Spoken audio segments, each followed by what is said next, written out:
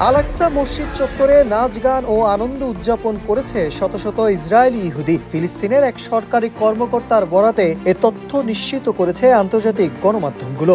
2 দফায় কয়েক শত বসতি স্থাপনকারী পুলিশ পহরায় আল-আকসা মসজিদ চত্বরে প্রবেশ করে। পরে তাদের নাচ গান ও হইহুল্লোড় করতে দেখা যায়।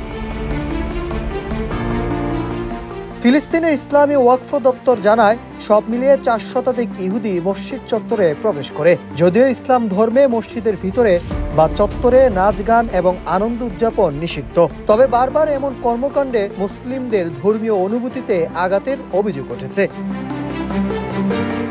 পূর্ব জেরুজালেমে অবস্থিত আল-আকসা মসজিদ মুসলমানদের কাছে তৃতীয় গুরুত্বপূর্ণ স্থান।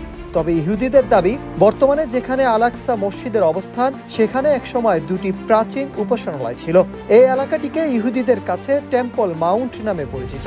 একসময় আল-আকসা চত্বরে ইহুদিদের প্রবেশ নিষিদ্ধ ছিল। 2003 সালে প্রথম এই নিষেধাজ্ঞা ভেঙে ইসরায়েলি বসতি স্থাপনকারীরা। তারপর থেকে নিয়মিত পুলিশ পহরায় মসজিদ চত্বরে প্রবেশ করছে তারা।